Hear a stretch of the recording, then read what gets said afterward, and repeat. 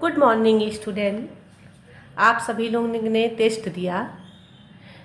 Test का number भी आप लोग को मिल गया होगा। हमने कॉपी चेक करके तुरंत उसको भेज दिया था। देखिए बेटा, 80% बच्चों ने कॉपी खोल के आंसर दिए हैं। केवल 20% बच्चों ने अपनी पारदर्शिता दिखाई है। देखिए बेटा, हम लोग का काम है पढ़ाना, नोट्स बना के देना। अब दूर रह के हम कैसे पढ़ाई कर सकते हैं, वो सारी कोशिश हम लोग कर रहे हैं। लेकिन जब तक आप स्वयं पढ़ाई नहीं करेंगे, आप स्वयं अपनी तैयारी नहीं रखेंगे, तो आप आगे चल के एग्ज़ाम कैसे दे पाएंगे। तो आप लोग के टेस्ट से हम बहुत अधिक खुश नहीं हैं। फिर भी बहुत से बच्चों ने पूछा, मैम आपने इतना नंबर क्यों कम दिया, मुझे बताइए। तो मैं आप लोग के सामने पेपर सॉल्व कर रही हूँ। आप देखिएगा आप कहाँ गलती किए हैं, आपको पता चल जाएगा आपने कहाँ गलती की है। देखिए बेटा, पहला बहुविकल्पी जो क्वेश्चन था, बजट के नियम दिया था अर्थशास्त्री मेयर्स ने, एंजिल ने, मार्शल ने, हिक्स ने। इसका सही आंसर था एंजिल ने। इसका सही आंसर था एंजिल ने। दूसरा क्वेश्चन था, आय व्यय का संतुलन बनाए रखने के लिए आवश्यकता पड़ती है। इसका बचत, बजट, बैंक या ब्याज। इसका सही आंसर था बजट। लेकिन इसमें अधिकतर बच्चों ने बचत लिखा है, बचत नहीं बेटा। आय व्यय का संतुलन क्या बनाता है? बजट। इसका सही आंसर था बजट।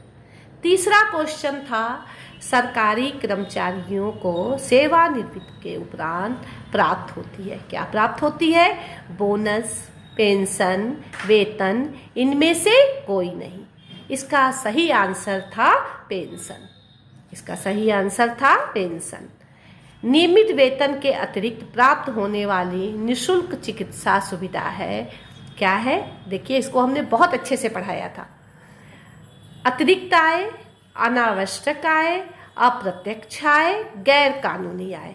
इसका सही आंसर था अप्रत्यक्ष आय। इसमें क्या होता है, पैसा स्वयं हाथ में तो नहीं आता है, उस पैसे की सुविधा प्रदान होती है। ये हमने अच्छे से समझाया था। इसका आंसर था अप्रत्यक्ष आय। फिर आगे था पांचवा क्वेश्चन, जल का रासायनिक सूत्र है। जल का रासायनिक सूत्र क्या है? H2O2, H2O, HO2HO। इसका सही आंसर था H2O। क्या सही आंसर था? H2O।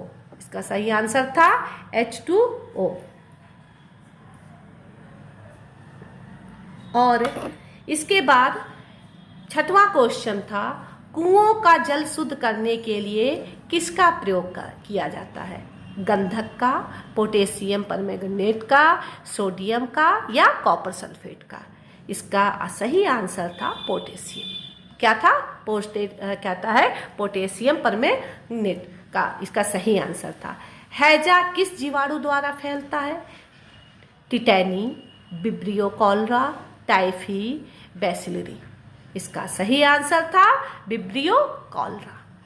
उसके बाद था आठवां क्वेश्चन, अशुद्ध जल के सेवन से रोग होते हैं। देखिए, हमने पढ़ाते वक्त इसको अच्छे से समझाया था कि जल संबंधी जितने रोग होते हैं अधिकतर वो पेट संबंधी या पाचन तंत्र से संबंधित होते हैं।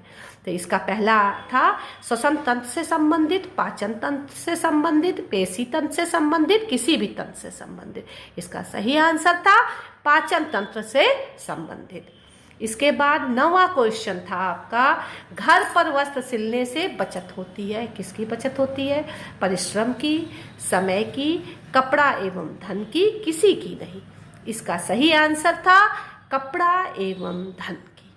घर पे हम कपड़े सिलेंगे तो कपड़े की बचत से उसका सही सदुपयोग हम कर लेंगे और दर्जी को पैसा नहीं देना पड़ेगा, इसलिए धन की बचत होगी। तो कपड़ा एवं धन की। अब देखिए, 10वां क्वेश्चन आपका था, कपड़े पर आवश्यक चिन्ह लगाने के लिए किसका प्रयोग करते हैं? पेन से, रंगीन पेंसिल से, मिल्टन चौक से या सफ़ेद रंग से। इसका सही आंसर था मिल्टन चौक से। अब देखिए ये 10 बहुविकल्पी थे, इसमें जितना एक एक नंबर के थे, जितना जिस बच्चे ने सही किया है उतना उसको नंबर मिला है। अब आप स्वयं अपनी कॉपी उठा के देखिएगा, कॉपी आपके पास होगा कि हमने इसमें कितना सही किया है। अब देखिए अति लघु प्रश्न था, 2-2 नंबर के सारे 5 क्वेश्चन थे, नंबर हमने दे दिया था कि 2-2 नंबर के ये क्वेश्चन है। तो इसमें आपको कैसे लिखना था, पारिवारिक बजट के कितने प्रकार होते हैं, इसमें आपको सीधे सीधे लिखना था। पारिवारिक बजट के 3 प्रकार होते हैं। पहला कहता है संतुलित बजट, दूसरा घाटे का बजट, तीसरा बचत का बजट। कुछ बच्चों ने इसको एक एक लाइन में एक्सप्लेन किया था, कुछ बच्चों ने केवल नाम लिखा था। तो हमने दोनों को 2 नंबर दे दिया है। ऐसे जब ऐसे क्वेश्चन पूछे जाएं बेटा तो कम से कम एक एक लाइन एक्सप्लेन कर देना चाहिए कि घाटे का बजट क्या है, जिसमें आय से अधिक खर्च हो जाए। संतुलित बजट क्या है, जितनी आय हो उतना व्यय हो। बचत का बजट क्या है, जितनी आय हो उसमें से कुछ पैसे हम अपने भविष्य के लिए बचा लें। एक एक लाइन लिखने में क्या जाता है, उसको मतलब कि डिटेल पूरा ऐसे आप लिख देते तो और अच्छा, लेकिन हमने 2 नंबर जो 3 नाम लिखा है उसको भी दिया है, जो डिटेल किया है उसको भी दिया है। अब आपको करना था रेखा चित्र द्वारा बचत विनियोजन के साधन बताइए। अधिकतर बच्चों ने इसको कॉपी खोला है, फटाक से चित्र बना दिया है।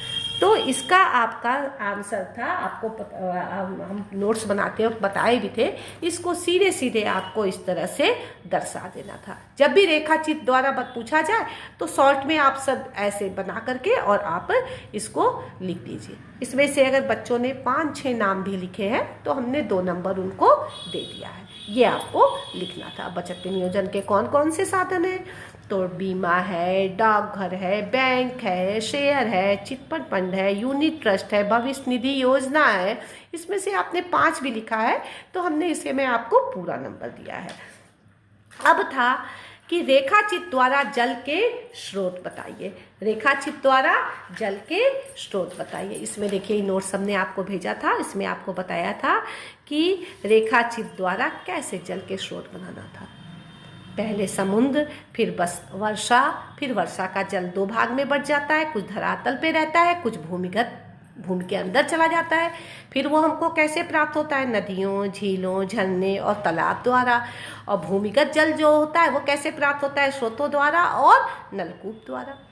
ठीक है, यही आपको इसमें आपको लिखना था।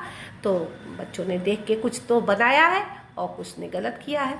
उसके बाद से था आपका क्वेश्चन, 5वां क्वेश्चन था डीपीटी के 3 टीके लगवाने से किन रोगों की प्रतिरक्षा होती है। इसका सही आंसर था डी का फुल फॉर्म डिप्थीरिया, बी का कुकुर खांसी, टी का टिटनेस। तो डीपीटी के 3 टीके डिप्थीरिया, कुकुर खांसी और टिटनेस रोग की प्रतिरक्षा के लिए लगाए जाते हैं। इसमें जो बच्चों ने लिखा है पूरे में पूरा नंबर मिला है। अब 6वां क्वेश्चन था सिलाई किट के सामानों की सूची बनाइए। देखिए इसमें बच्चों ने क्या लिखा है, कुछ बच्चों ने सिलाई किट के सामानों बतानों की सूची में क्या लिखा है, उसमें क्या क्या रखा जाता है, उसमें मशीन भी ऐड की है।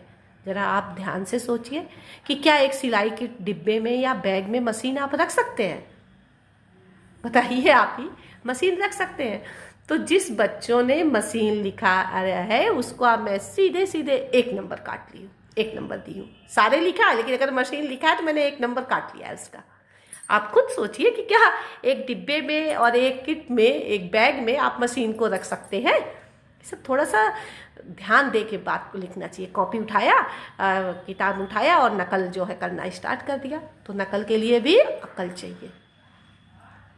तो देखिए आइंदा कोई भी बच्चा कॉपी खोल के नहीं लिखेगा, किताब खोल के आप लिखते हैं, आपके स्वयं की भाषा में लिखा हुआ हमें तुरंत समझ में आ जाता है।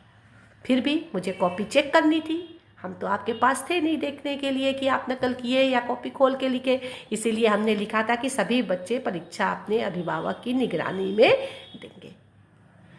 तो उसका भी हमें सही रिजल्ट नहीं मिला। खैर आगे आप लोग ध्यान देंगे, ये आपकी स्वयं की परीक्षा है बेटा। आप अभी से थोड़ा थोड़ा सा नहीं याद करते चलेंगे, थोड़ा थोड़ा सा टेस्ट सही सही नहीं देते रहेंगे तो आपको अपनी कमियां ही नहीं पता चलेंगी। है कि नहीं। एकाएक बोर्ड एग्जाम सामने आ जाएगा, फिर आप क्या करेंगे। ऐसे अभी आपको पता चलेगा अरे देखो अभी तो हमारी पूरी तैयारी नहीं है, थोड़ी और मेहनत करें, हम थोड़ा और अच्छे से पढ़ें, या जो मैडम नोट्स बना के दे रही हैं, जो मैडम समझा रही हैं वो हमें नहीं समझ में आया तो मैम से एक बार फिर से पूछ लें। तो बेटा आप बोर्ड के बच्चे हो, इस तरह से पता नहीं कब तक लॉकडाउन रहेगा और ऐसे ही आपको पढ़ाई करनी है। तो आप आइंदा ऐसा मत करना बेटा। जितना जितना 2-2, 3-3 लेसन का टेस्ट हो रहा है सही तरह से टेस्ट दीजिए, उससे आपको भी तो मालूम पड़े कि हमारे अंदर अभी कितनी कमी है, कितनी और मेहनत हमको करनी है। ठीक है, आइंदा ऐसा काम नहीं होना चाहिए। जो बच्चे ऐसा काम किए हैं वो आगे से टेस्ट में नहीं करेंगे। अब देखो बेटा आगे हम लोग को नेक्स्ट क्लास में हम आगे के लेसन पढ़ेंगे। बहुत से लेसन ऐसे हैं, हमने इतनी मेहनत की, पढ़ाई, नोट्स बनाया, लेकिन वो आपके बोर्ड से हटा दिया गया है। तो हम फिर से प्रत्येक खंड से देखते चलेंगे कि कितने हम लोग के चैप्टर हुए, कौन से चैप्टर कट गए हैं, आगे हमें क्या पढ़ना है, उस हिसाब से हम आपको पढ़ाएंगे। ठीक है, थैंक यू।